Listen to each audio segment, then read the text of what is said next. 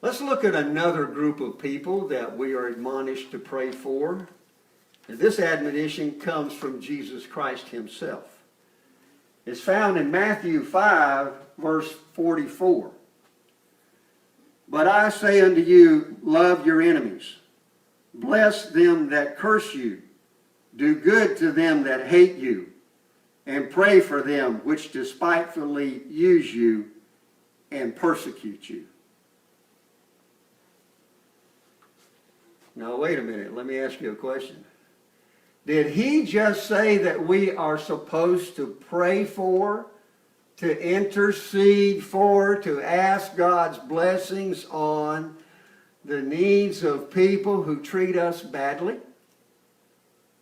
Did Jesus teach us that we should even pray for people who hate us and who purposefully try to create hard times for us?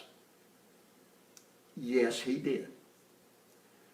Now, why in the world would Jesus tell me and tell you to pray for people like that?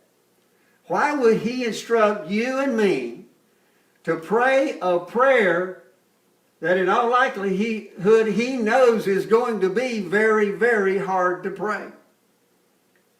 Allow me to propose a couple of reasons to you from Scripture why I feel that he wants us to pray for those people, even the people that we feel are purposefully opposing us.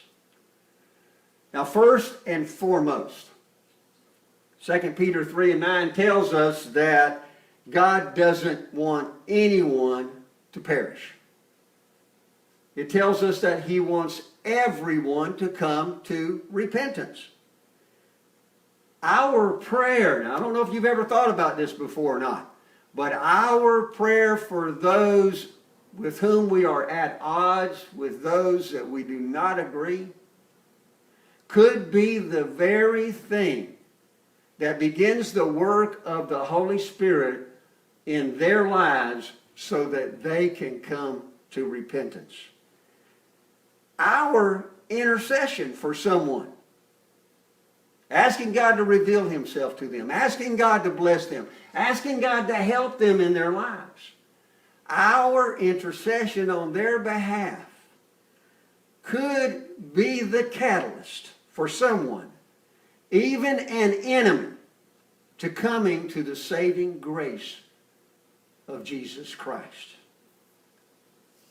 Now, secondly, I want to remind you about what John 3:16 and 17 says.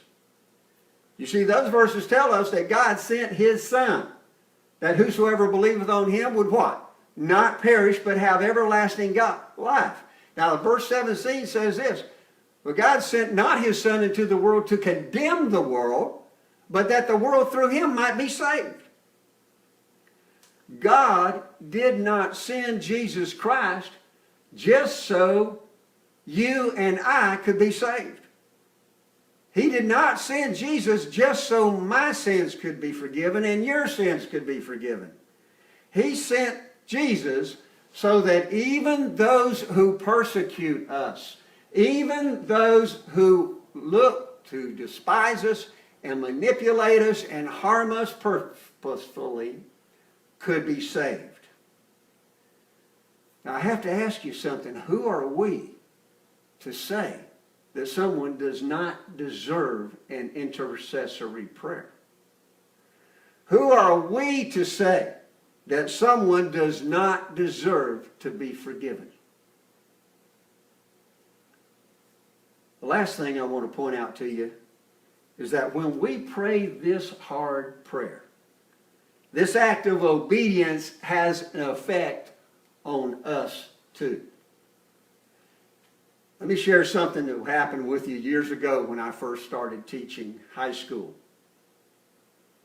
I ran into a principal with whom I did not have what you would call a really good relationship.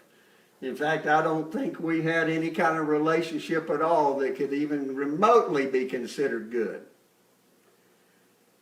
You see, his actions, what he talked about, the way he treated people, just did not sit well with me at all.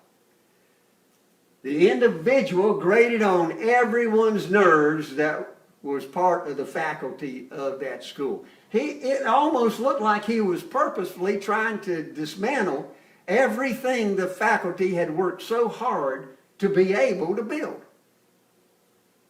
At the end of the school year, I decided to leave that job.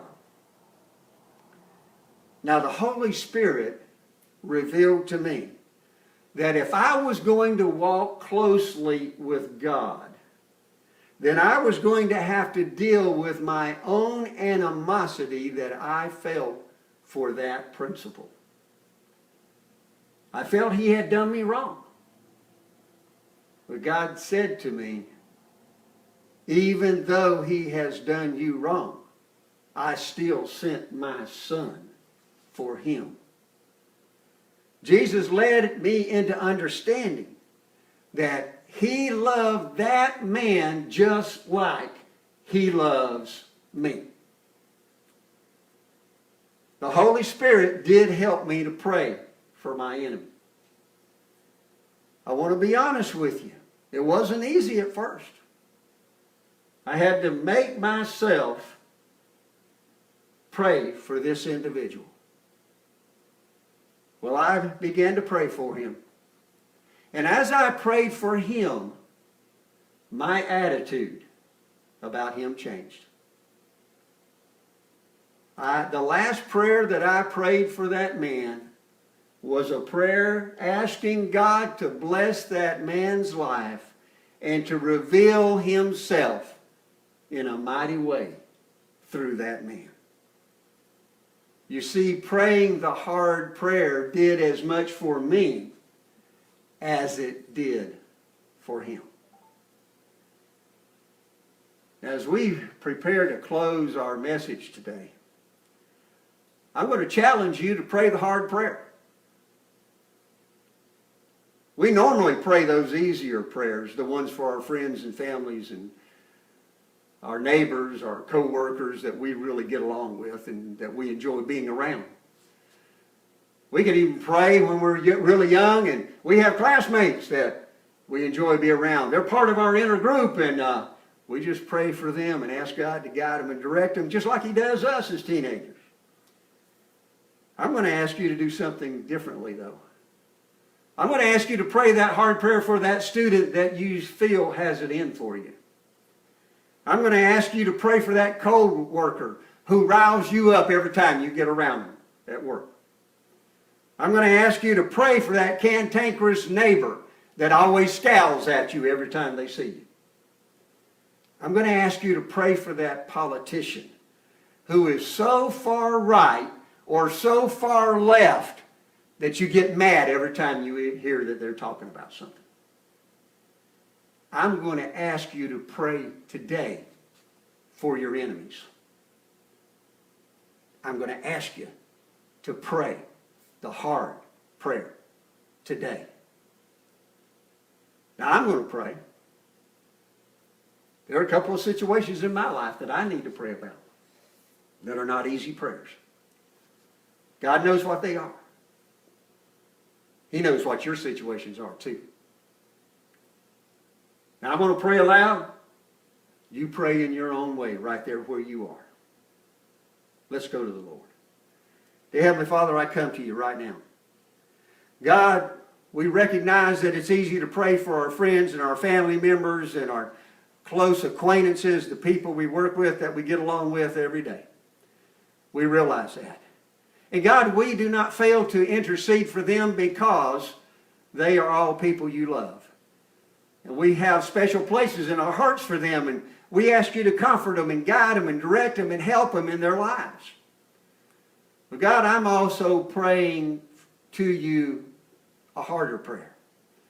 A prayer that seeks your guidance and your wisdom and your understanding be poured out into the minds and into the spirits of the people, Lord, that I feel that are leaders that are taking this country in the wrong direction. God, I am asking you in your mercy that somehow, some way you would reveal your love to them. Help them to see that they need you for guidance, that they need you for wisdom. Help them to see that a political agenda does not justify their actions.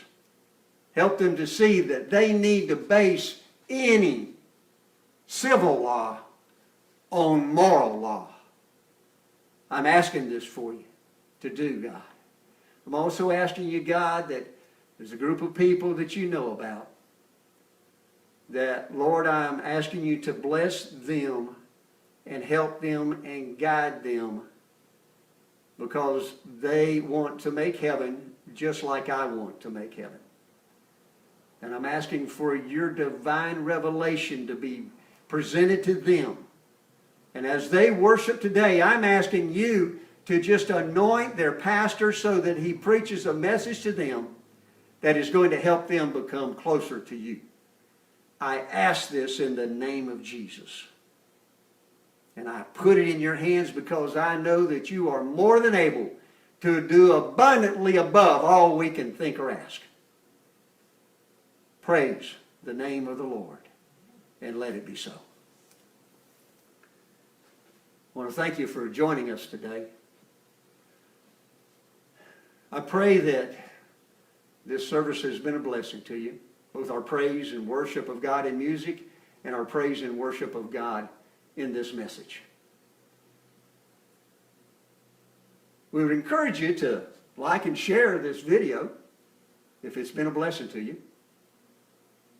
You'll find a transcript of this message on our website, which is westvilleag.org. We do that for those folks who are hearing impaired, and for folks who maybe want to look at the scriptures that we've used in our message today and study them a little deeper in their lives. I pray that the Heavenly Father would be with you today. I pray that He would strengthen you, and I pray that He would remind you. Don't just pray the easy prayers. Pray the hard prayers too. God bless you. We look forward to seeing you again with us online, and especially in person.